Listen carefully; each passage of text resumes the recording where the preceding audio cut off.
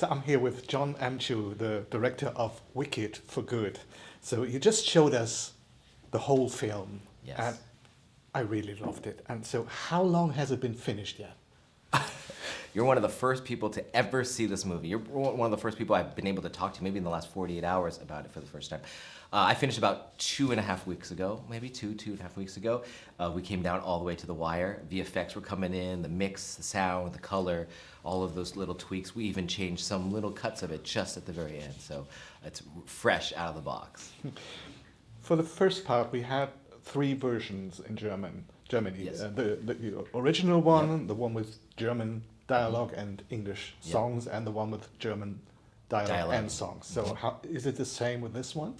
I don't know the exact thing, but I believe it is. Yes, I believe there is the hybrid version, as they call it, because I think all had their own audience to it. So I'm excited for people to experience it in all ways. However you need to see it, if you're younger and you need to hear it in certain ways, or you want to hear Ari and Cynthia's voice, you can see it another way. Like, to me, all the options. Which is why I have to get the movie done so early, so that they can make these options.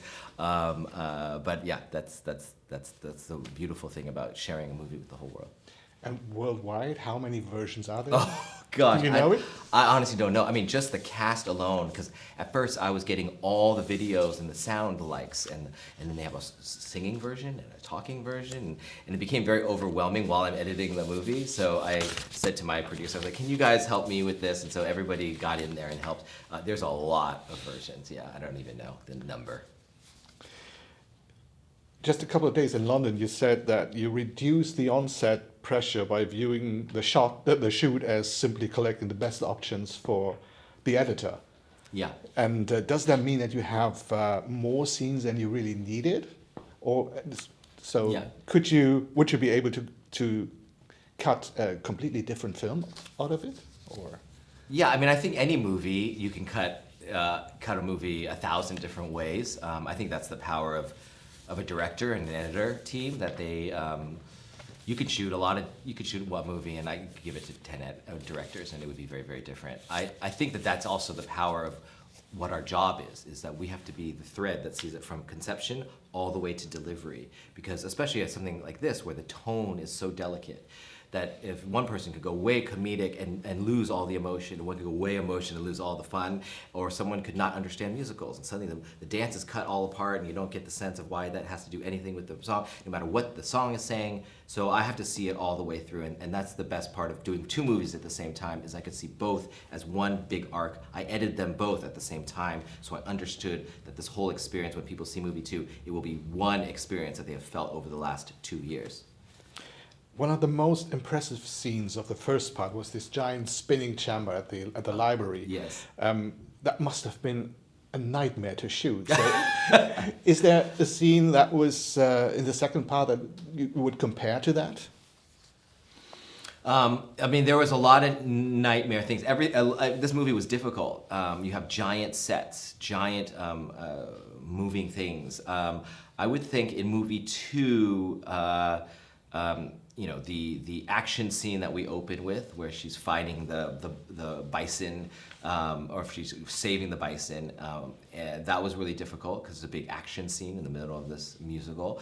I think No Good Deed was huge visual effects wise, with the flying monkeys and her singing on harnesses as she's flying. But in the end, the most difficult, I mean, in a weird way, the technical stuff is easy.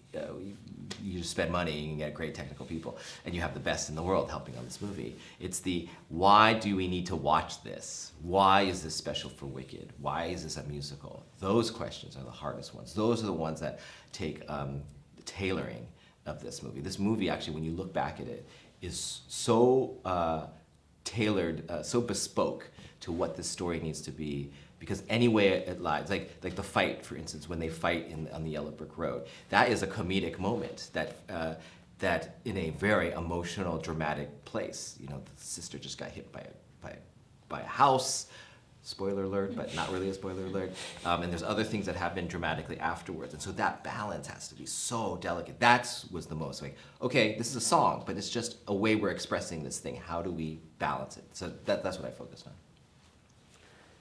I love how the main song of part 2 is so reduced much quieter, more intimate. What was the idea behind it? Oftentimes when I'm shooting, I have big ideas that I think, and it doesn't have to be big, but I have ideas that I think need to happen in this part of the movie. For good is difficult because it's at the end of movie 2. So at the end of movie 2, it's the end of a giant saga. So naturally you're like, I need to give the audience a satisfying giant meal. But when we watched the girls do it, it became very clear that we didn't want a giant visual meal. I needed to be with them from the little breadcrumbs all the way to the meal of how the relationship developed, what they mean to each other, how are they gonna forgive each other, how are they gonna give each other grace, how it doesn't matter, that no matter what their future is, they're gonna hold each other in their hearts. That was just the girls. I think we earn, by doing all the other stuff, we earn them driving the car. And that's what we realized, okay, just let them do it. And if they were just normal actors, that wouldn't actually be enough. I mean, it's a long song. They have to actually be evolving and changing within the song itself. And so that was the cue. When we got there and they started doing it, it was very, very clear. Okay. Thank you very much for your time. Thank you. For the interview. Good luck with the film, and I can't wait to see it again. Thank you.